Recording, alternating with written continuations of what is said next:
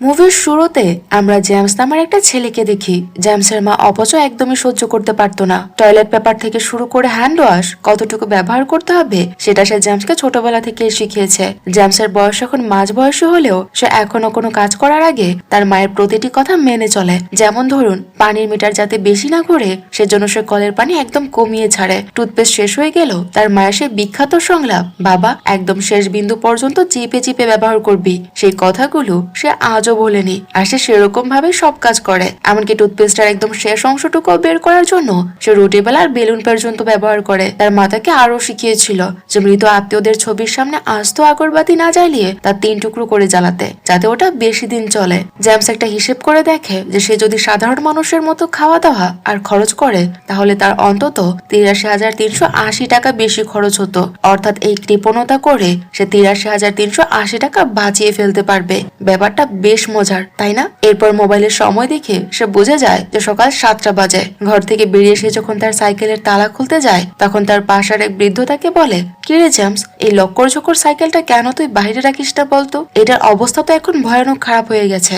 এটার যে অবস্থা, এটা তুই বাইরে চোরের সামনে রাখলেও কেউ চুরি করবে না, কারণ চোর এটা নিয়ে কোথাও আর বিক্রি করতে পারবে না। এটা তোর কাছে থেকে থেকেই শেষ হচ্ছে। শুধু শুধু কষ্ট করে এটা কেন তুই সিঁড়ি বেয়ে উপরে উঠাস বলতো? কিন্তু জেমস তার কথায় কানই দেয় না। সে তার পরিচিত এক পুরনো রেস্টুরেন্টে যায়। সেখানে থাকা দাদুকে সে নাস্তা দিতে বলে। দাদুও তাকে জিজ্ঞেস করার আর প্রয়োজন বোধ করে না যে সে কি খাবে, কারণ সে আগে থেকেই জানে যে কৃপণ লোকটা নতুন কিছুই অর্ডার করবে না, আর তার মেনু কার্ডেরও কোনো প্রয়োজন নেই। আর যদিও সে মেনু কার্ড দেখে সেখানকার সবচেয়ে সস্তা খাবারটাই সে কিনে নেয়। নাস্তা শেষ করে সকাল 7:10 সে সুপার মার্কেটে যায়। সেখান থেকে শুধু সবচেয়ে বেশি ডিসকাউন্ট থাকা জিনিসগুলো সে কিনে নেয়। কেনাকাটা শেষ করে জেমসের বিল আসে মাত্র 67 টাকা। অবিশ্বাস্য হলো সত্যি যে সে সেই বিলটাও মিটিয়েছে তার ভাউচার থেকে। ভাবুন একবার, এতগুলো টাকা বাঁচাতে পেরে জেমস তো খুশিতে একদম আত্মহারা হয়ে যায়। এরপর সে অফিসে গেলে এক সহকর্মী তাকে রসিকতা করে জিজ্ঞেস করে, কি ব্যাপার ভাই, আজকে আমাদের সবার জন্য নাস্তা নিয়ে এলেন নাকি? জেমসও তার কথা শুনে একদম থতমত খেয়ে যায়। আর সে সাথে সাথে তার মুখের উপর জবাব দিয়ে দেয়, আরে না না, এটা আপনাদের জন্য না, এটা আমার বাবার কবরের জন্য নিয়ে এসেছি। এরপর জেমসের ম্যানেজার তাকে ডেকে পাঠায়। তাকে বলা হয় যে মিস্টার ওয়াং এর কাছে গিয়ে গত বছরের ট্যাক্স বিলটা দ্রুত ক্লিয়ার করতে। এই কথা শুনে জেমস তো একদম চুপসে যায়, কারণ ব্যাংকের কাছে গেলে তার অনেক টাকা ভাড়া লাগবে আর সেই টাকাটা তার শুধুই নষ্ট হবে। কিন্তু যখনই সে শোনে যে কাজটা করতে পারলে সে বোনাস পাবে, অমনি সে সাথে সাথে রাজি হয়ে যায়। মিস্টার ওয়াং এর বিল্ডিং এ ঢুকে জেমস যখন লিফটে উঠে, সেখানে এক মহিলা তার বাচ্চাকে নিয়ে আগে থেকেই ছিল। বাচ্চাটার হাতে ছিল একটা খেলনা পিস্তল। সে জেমসকে লক্ষ্য করে গুলি করার ভান করে, আর বাচ্চাটাকে খুশি করতে জেমসও মরার নাটক করে নিচে শুয়ে পড়ে। কিন্তু বিপদ হয় সেখানেই। জেমস মরার নাটক করে নিচে শুয়ে তো পড়ে ঠিকই, কিন্তু সেখান থেকে জেমস আর জেগে ওঠে না। সে সেখানে সত্যি জ্ঞান হারিয়ে ফেলেছে। পরের সিনে আমরা দেখি যে লোকজন জেমসকে হাসপাতালে নিয়ে গেছে। সেখানে নানা পরীক্ষার পর জানা যায় জেমসের মস্তিষ্কে শেষ পর্যায়ে টিউমার ধরা পড়েছে। ডাক্তার তার জুনিয়রকে বলছিল যে জেমস নামের এই রোগীর ব্রেন টিউমার একদম শেষ পর্যায়ে চলে গেছে, তবে খবরটা তাকে সরাসরি বলা যাবে না, এতে তার উপর মানসিক চাপ পড়বে আর তার অবস্থা আরো খারাপ হয়ে যাবে। তার পরিবারের কেউ থাকলে আগে তাদেরকে জানাতে হবে, যাতে সে ধীরে ধীরে এই খবরটা জানতে পারে আর নিজেকে মানসিক ভাবে প্রস্তুত করতে পারে। কিন্তু কপাল খারাপ, জেমস দরজার আড়ালে দাঁড়িয়ে তাদের সব কথা শুনে ফেলে। বেচারা নিজেকে নিজে প্রশ্ন করতে থাকে, আমার কি আদৌ পরিবার কেউ আছে? আমার তো পরিবারের কেউই বেঁচে নেই। এরপর ডাক্তার জেমসকে বসিয়ে খুব যত্ন করে কথা বলে। ডাক্তার তার কাছে জানতে চায় যে কতদিন ধরে তার বমি বমি ভাব হচ্ছে। জেমস তাকে জানায় যে গত কয়েক মাস ধরে তার এমন হচ্ছে, তবে আজই প্রথম সে অজ্ঞান হয়েছে। ডাক্তার তাকে বুঝিয়ে বলে যে টিউমারটি ব্রেন স্টেমের খুব কাছে আর এরই মধ্যে 2 সেন্টিমিটার বড় হয়ে গেছে। এটা আরো বাড়লে জীবন বাঁচানো কঠিন হয়ে পড়বে। জেমস তখন অবাক হয়ে ডাক্তারকে জিজ্ঞেস করে, সিনেমা বা গল্পে যেমন দেখায়, ডাক্তার কি ভুল হতে পারে না? জেমস ডাক্তারকে আবার বলে, এমন কি হতে পারে না যে আপনি ভুল বলছেন? ডাক্তার তাকে শান্তভাবে বলে যে দেখুন, আপনার যদি আমাদের উপর বিশ্বাস না হয় তবে রিপোর্টগুলো অন্য কোনো হাসপাতালে নিয়ে যাচাই করে দেখতে পারেন, এতে আমাদের কোনো সমস্যা নেই। জেমস দমে যাওয়ার পাত্র নয়। সে ছোটে অন্য এক হাসপাতালে, কিন্তু সেখানেও একই কথা, রিপোর্টে কোনো ভুল নেই, তার ব্রেন টিউমারটা সত্যি আছে। ডাক্তার বলে, তারপরও যদি আপনার সন্দেহ থাকে তবে আমাদের এখানে নতুন করে পরীক্ষা করাতে পারেন। এখানে খরচ পড়বে 1500 টাকা। জেমস হিসেব করে বলে, আগের হাসপাতালে তো 1350 টাকা নিয়েছিল, তাহলে আপনারা কেন 1500 টাকা নিচ্ছেন? ডাক্তার তখন তার উপর বিরক্ত হয়ে বলে, তাহলে ওখানে গিয়ে করান, আমাদের কাছে শুধু কেন করাতে যাবেন বেশি টাকা দিয়ে? অগত্যা জেমস আবার সে আগের হাসপাতালে যায়। সেখানে পরীক্ষা করে দেখা যায় যে টিউমারটা খুব দ্রুত বাড়ছে। প্রতি 10 দিনে 1 সেন্টিমিটার করে বড় হচ্ছে সে টিউমার। তার মানে জেমসের হাতে সময় একদমই নেই। এই দুঃসংবাদ শোনার পর বেচারা জেমস তার বাবা মায়ের কবরের পাশে গিয়ে অজরে কাঁদতে থাকে। এবার সে বাড়ি ফিরে পাশের বাসার বৃদ্ধ দাদুকে গিয়ে বলে, দাদু আমি যদি 1 দিন বা 2 দিন ঘর থেকে বের না হই তবে এই চাবিটা রাখুন, তালা খুলে দেখবেন যে আমি ঠিক আছি কিনা। কিন্তু দাদু তাকে পাত্তা না দিয়ে তার মুখের উপর দরজা বন্ধ করে দেয়। হতাশ হয়ে জেমস আবার ঘরে ফিরে আসে আর তার ডায়েরিটা বের করে। তিল তিল করে জমানো 10 লাখ টাকা সেখানে আছে। কত কষ্ট করে সে এই টাকাগুলো জমিয়েছিল তার ভবিষ্যতের জন্য, কিন্তু এখন সেই ভবিষ্যতেরই বা কোনো ঠিক নেই। তার হাতে তো মাত্র কয়েকটা দিনে আছে, তার আবার ভবিষ্যৎ। পরদিন জেমস যখন সেই পুরনো রেস্টুরেন্টে যায়, দাদু তাকে খাবার দিয়ে বলে, এই নে খেয়ে নে, এটা বেশি দিন খেতে পারবি না। এই কথা শুনে জেমস তো একেবারে অবাক হয়ে যায়। সে ভাবে যে দাদু বোধহয় তার অসুখের কথা জেনে গেছে। সে অবাক হয়ে দাদুর দিকে তাকাতেই দাদু তাকে বলে, আরে আমি রিটায়ার করছি রে পাগল, রেস্টুরেন্টটা বন্ধ করে দেব। জেমস তখন দাদুকে জিজ্ঞেস করে, দাদু আপনি যদি জানতেন যে আপনার হাতে আর মাত্র 10 দিন সময় আছে তবে আপনি এই 10 দিনে কি কি করতেন? দাদু উত্তর দেয়, আমি সানিয়াতে যেতাম। জেমস ভাবে যে দাদু বোধহয় সমুদ্র সৈকতে ঘুরতে যাওয়ার কথা বলছে, কিন্তু দাদু পরিষ্কার করে বলে, আরে না, ওখানে আমার 2টো প্রপার্টি আছে, ওগুলো বিক্রি করতাম। সেই টাকা দিয়ে পুরনো বন্ধুদের নিয়ে ঘুরতে বের হতাম আর সব টাকা ওদের বিলিয়ে দিতাম। দাদুর কথা শুনে জেমসের মনে পড়ে অনেক বছর আগের কথা, যখন সে আর তার 3 বন্ধু, যারা আপন ভাই না হলেও ভাইয়ের চেয়েও বেশি ছিল, তারা একসাথে একটা টিফিন বক্সে তাদের মনের ইচ্ছেগুলো লিখে মাটির নিচে পুঁতে রেখেছিল। জেমস সেখানে গিয়ে মাটি খুঁড়ে সে পুরনো টিফিন বক্সটা বের করে। ভেতরে দেখে যে তার এক বন্ধু সেখানে লিখে রেখেছে সে বড় হয়ে রেস কার ড্রাইভার হতে চায়, আরেকজন মার্শাল আর্ট মাস্টার হতে চায়, আর বাকিজন চেয়েছিল সবসময় ভাইদের পাশে থাকতে। ছোটবেলা সেই দিনগুলোর কথা জেমসের চোখে ভেসে ওঠে। সে ট্যাম, স্যাং আর ডং এই 3 বন্ধুর সাথে শপথ করেছিল যে রক্তের সম্পর্ক না থাকলেও আজ থেকে আমরা ভাইয়ের চেয়েও বেশি, সুখে দুঃখে আমরা একে অপরের ছায়া হয়ে থাকবো। পরের দিনই জেমস অফিসে গিয়ে ম্যানেজারকে সব জানিয়ে দেয় যে দেখুন আমার হাতে একদম সময় নেই, এই ফালতু অফিস করে আমি আমার শেষ দিনগুলো নষ্ট করতে চাই না। সে তার বাড়িটা একদম পানির দরে বিক্রি করে দেয়। এখন তার ব্যাংক অ্যাকাউন্টে 1 মিলিয়ন টাকা আছে। সে প্রথমে দেখা করতে যায় ট্যামের সাথে। ট্যামের স্বপ্ন ছিল জীবনে বড় কিছু করা, কিন্তু এখন সে তার সফল লেখক স্ত্রীর পেছনে ব্যাগ টেনে বেড়ায়। ট্যামের অঢেল টাকা থাকলেও নিজের কোনো সম্মান নেই, কারণ সব টাকাই ছিল তার বউয়ের উপার্জন করা। জেমসকে সামনে দেখে ট্যাম ভাবে যে জেমস নিশ্চয়ই কোনো বিপদে পড়েছে আর তার কাছে টাকা ধার চাইতে এসেছে। জেমস যখন বাকি 2 বন্ধু স্যাং আর ডং এর কথা জিজ্ঞেস করে, ট্যামের ধারণা আরো পোক্ত হয়। সে ভাবে যে নিশ্চয়ই বড় কোনো অ্যামাউন্ট তার লাগবে, তাই সে সবাইকে খুঁজছে। এরপর আমরা স্যাংকে দেখি যে মার্শাল আর্ট মাস্টার হতে চেয়েছিল, কিন্তু এখন সে একটা মলে সিকিউরিটি গার্ডের কাজ করে। ডিউটি করার ফাঁকে সে চোরের মতো বক্সিং ক্লাবের টেকনিক গুলো শেখার চেষ্টা করছিল, আর সেখানে ধরা পড়ে তার চাকরিটাও হারায় সে। অন্যদিকে ডং, যার স্বপ্ন ছিল রেসার হওয়া, সে এখন মলের বাচ্চাদের খেলনা ট্রেন চালায়। তাদের কারো স্বপ্নই পূরণ হয়নি। ডং এর একটা ছেলে আছে যে র্যাপার হতে চায়, আর তার বাবাকে সে পুরনো আমলের সেকেলে মনে করে। যদিও ডং তার ছেলেকে অনেক ভালোবাসে, এমনকি তার সাথে তাল মেলাতে সে মিউজিক ইনস্ট্রুমেন্টও শিখছে। যাই হোক, জেমস শেষমেশ তার 3 বন্ধুকে জোগাড় করে সে দাদুর রেস্টুরেন্টে নিয়ে যায়। সেখানে সে তার নিজের অসুখের কথা সবাইকে খুলে বলে আর জানায় যে সে তার জমানো 10 লাখ টাকা দিয়ে বন্ধুদের সাথে জীবনের সেরা সময়টা কাটাতে চায়। তার বন্ধুরা এই কথা শুনে বলে, পাগল নাকি তুই, এই টাকা নষ্ট না করে তোর চিকিৎসায় খরচ কর। জেমস পাল্টা যুক্তি দিয়ে বলে, আরে ভাই, সব টাকা চিকিৎসায় শেষ করার পর যদি আমি মরেই যাই তবে লাভটা কি? তার চেয়ে চল জীবনটা একটু তাড়িয়ে তাড়িয়ে উপভোগ করি। এই কথা বলে সে এটিএম থেকে সব টাকা ক্যাশ করে ফেলে। 4 বন্ধু মিলে এক 5 স্টার হোটেলে গিয়ে সবচেয়ে দামি রুমটা বুক করতে যায়, কিন্তু রুমের ভাড়া শুনে কৃপণ জেমস দেয় পেছন থেকে দৌড়। কিন্তু তার বন্ধুরা তাকে টেনে হিচড়ে আবার রুমে ফিরিয়ে আনে। বিলাসবহুল রুমে বসে চলে আড্ডা। এরপর তারা একটা লাক্সারি গাড়ি ভাড়া করতে যায়। জেমস একটা সাধারণ গাড়ি নিতে চাইলো, তার বন্ধুরা জেদ ধরে যে টকটকে লাল রঙের একটা টপ মডেলের স্পোর্টস কার নিতে, আর সেটাই তারা নিয়ে নেয়। কিন্তু গাড়িটা এতই ছোট যে মোড় ঘোরার সময় 4 বন্ধুর গায়ের উপর গা এসে পড়ে। একেবারে একে অপরকে কিস খাওয়ার অবস্থা।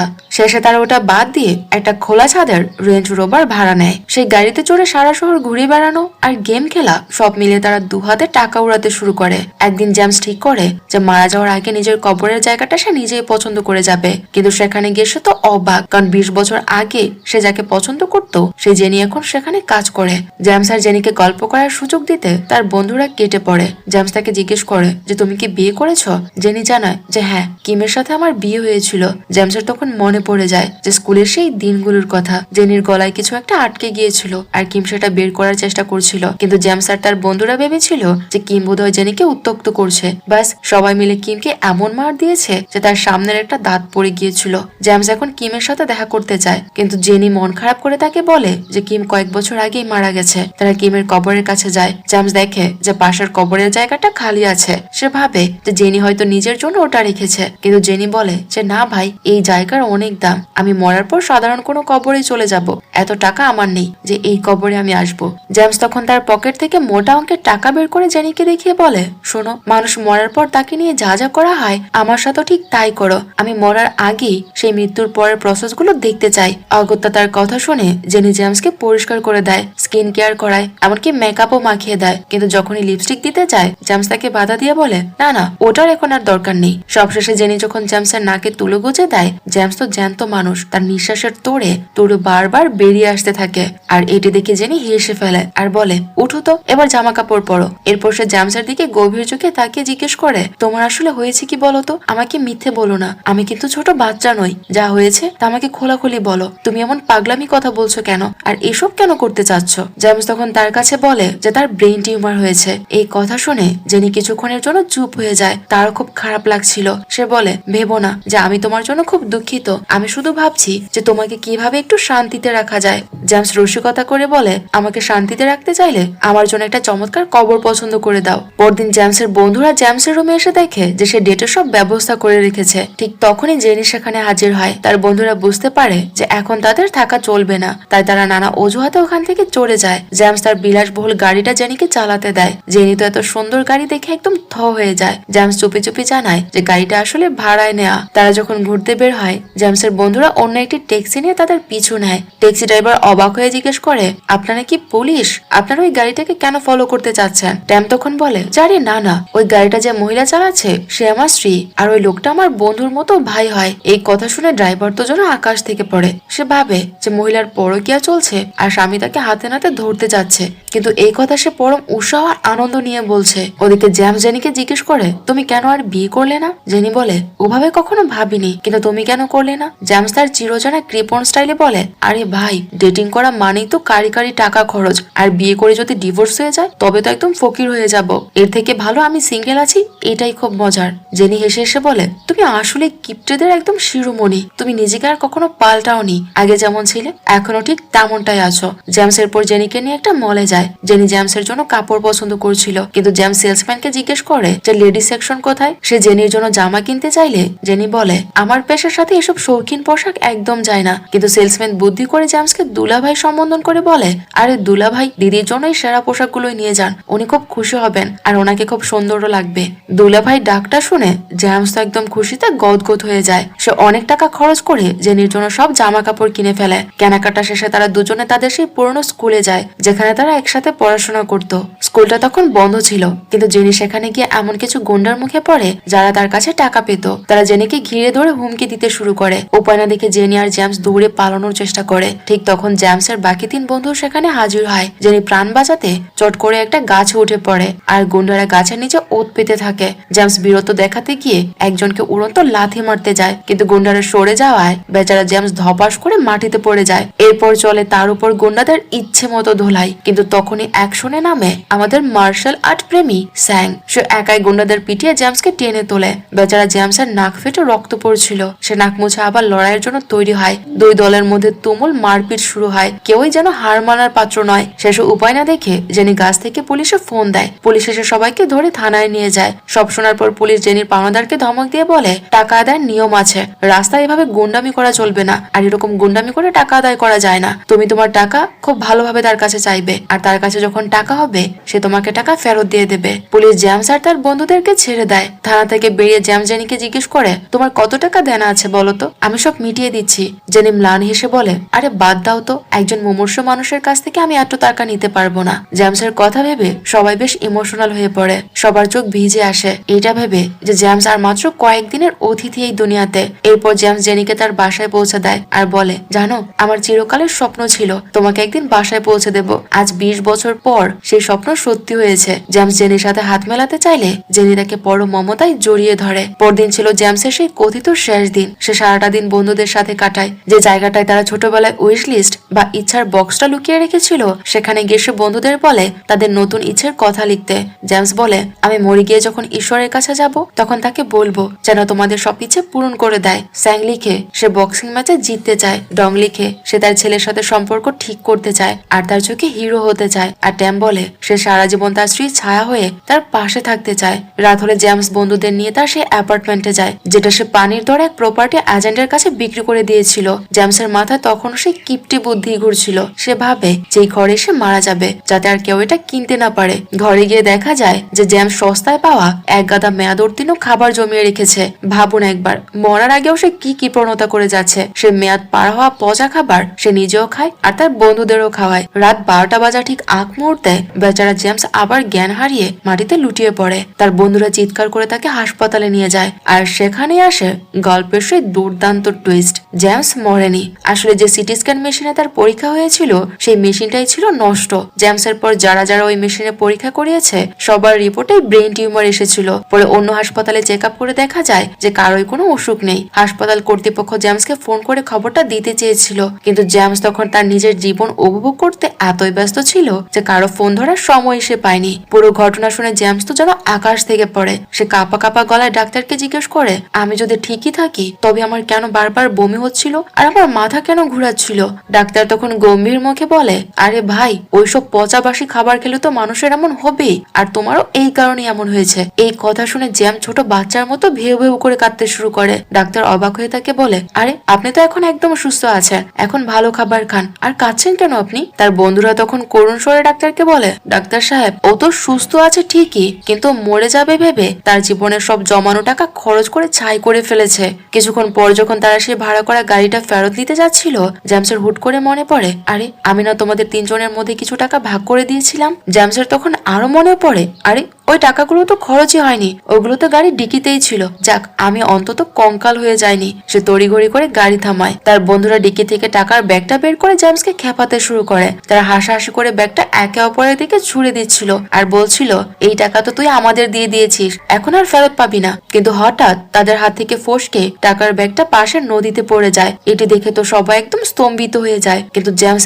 এক মুহূর্ত না ভেবে টাকার মায়ের ঝপাত করে নদীতে ঝাঁপ দেয়। তার বন্ধুরা তো ভয় একদম অস্থির হয়ে যায়। তারা জেমসকে খুঁজতে শুরু করে আর কোনো মতে তাকে টেনে তীরে তোলে। তারা বলে যে, টাকার জন্য এত পাগল কেন তুই? বেঁচে তো আছিস, টাকা আবার হবে। কিন্তু জেমস দমবার পাত্র নয়। সে চিৎকার করে বলতে থাকে, আমার সারা জীবনের কামাই শেষ হয়ে গেছে। জেমস জানতো না যে তার বন্ধু ট্যাম এরই মধ্যে নদী থেকে ব্যাগটা তুলে এনেছে। কিন্তু টাকার জন্য জেমসের এই জানপ্রাণ অবস্থা দেখে ট্যাম একদম হতাশ হয়ে ব্যাগটা ঝোপের মধ্যে ফেলে দেয়। তার বন্ধুর প্রতি জেমসের এমন আচরণ দেখে রাগে সে জ্যামকে একটা কোষে চট দিয়ে সেখান থেকে চলে যায়। একে একে অন্য বন্ধুরা তাকে ছেড়ে চলে যায়। এই ভেবে যে টাকা কি মানুষের চেয়েও বড় হয়, জ্যামসের তখন মনে পড়ে যায় যে 20 বছর আগে সেই দিনটির কথা, যখন এভাবেই তার বন্ধুরা তাকে একা ফেলে চলে গিয়েছিল। তার একমাত্র কারণ ছিল তার অতিরিক্ত কৃপণতা। সে কৃপণতার জন্য তার বন্ধুদের সাথে ভালো করে কথাও বলছিল না আর তাদের সাথে মেলামেশাও করছিল না। বন্ধুদের সাথে হাসি আনন্দ করে সময় কাটানো সে একেবারে ভুলেই গিয়েছিল। আর এই কারণে তার বন্ধুরা তাকে একা রেখে চলে যায়। পরদিন জ্যাম সেই শুটিং ক্লাবে যায়, যেখানে সে সস্তায় 5000 শার্ট কিনেছিল। সে সেগুলো ফেরত দিয়ে টাকা চায়, কিন্তু তারা সব মানা করে দেয়। এরপর সে যায় জেনির কাছে। জেনি তার সব শপিং ব্যাগ ফেরত দিয়ে বলে, সব কাপড় ঠিক আছে, আমি ট্যাগও ছিঁড়িনি আর আমি একটা ছুঁয়েও দেখিনি। এগুলো ফেরত দিয়ে তোমার টাকা নিয়ে নাও। এমনিতে এসব দামি পোশাক আমার সাজে না, আমি এগুলো পরে অভ্যস্ত নই, এগুলো তো আমাকে খুবই বাজে দেখায়। এই কথাগুলো শুনে জেমস নিজের উপর খুব লজ্জিত হয়। সে বলে, না না, এগুলো তোমার জন্যই কেনা, এগুলো আমি ফেরত নেব না। বাড়ি ফিরে জেমস দেখে যে রিয়েল এস্টেট এজেন্ট নতুন খরিদ্দার নিয়ে হাজির হয়েছে।